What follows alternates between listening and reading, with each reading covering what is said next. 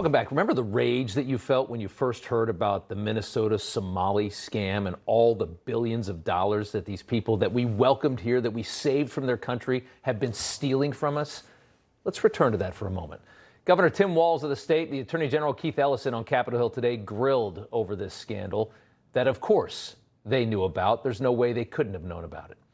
Congressman Jim Jordan laying it all out, making it clear there's no way that these two didn't realize what was happening in their state with our federal dollars.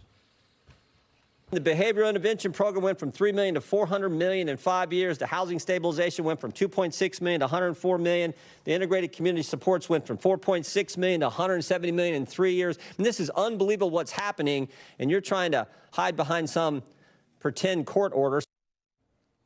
Imagine you had a company and a line item for 1 year was $2 million, and then the next year it went up to $104 million.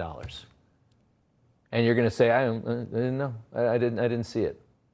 Would you ever believe that?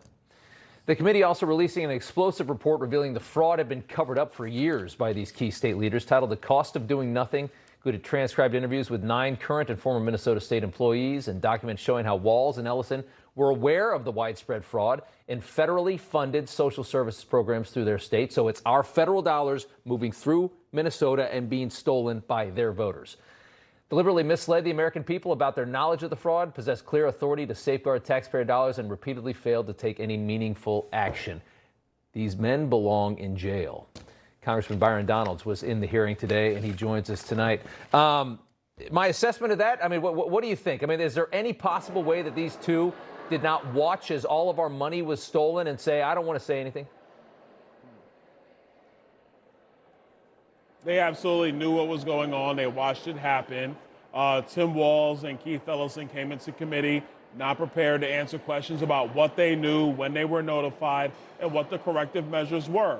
The other piece of this is that in my questioning, we established the fact that whistleblowers were intimidated, that the Lieutenant Governor, Peggy Flanagan, she was intimidating whistleblowers. They did not want to get to the bottom of this. And it was only until social media exploded about this fraud that then Tim Walz decided that he was going to act. That was 6 years too late. Millions and billions of dollars were stolen, and it's outrageous. Jim Jordan today calling out Walz, saying he was afraid of political backlash, of exposing all of these Somalians stealing all of this money, of accusing them of being fraudsters. Quoting Somali American Kase Megan, who is a former fraud investigator for the Minnesota Attorney General's office, who was one of the few prominent figures in the Somali community in Minneapolis to speak out about this fraud. So this is a good guy. Megan claimed there is a perception that forcefully tackling this issue might cause political backlash among the Somali community.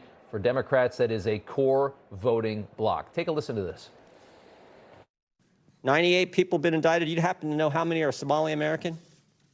I don't. We don't investigate or prosecute people based on ethnicity, religion. Neither do I. We shouldn't do that. But Mr. Megan is a Somali American who just said that the core one of the concerns was this is a core voting bloc. And I just want to know if you know how many of the 98 people who have been indicted in your state are Somali.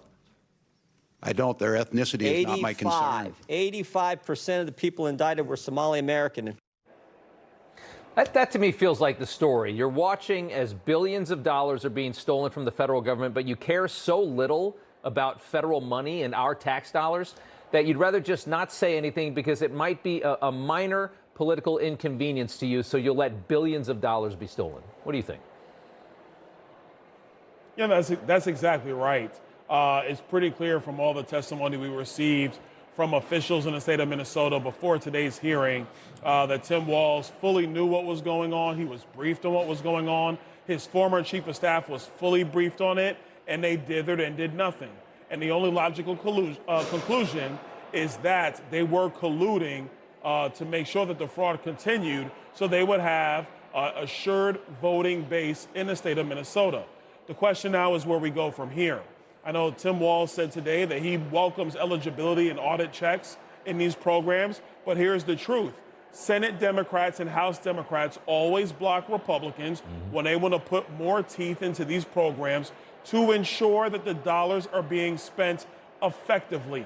And again, another reason to get rid of the Senate filibuster so you can work around Senate Democrats to make sure that money goes out the door, is spent effectively on behalf of the American people and not given to fraudsters so they can buy jets and buy homes and send remittances back to Somalia. It gets picked up by Al-Qaeda and others.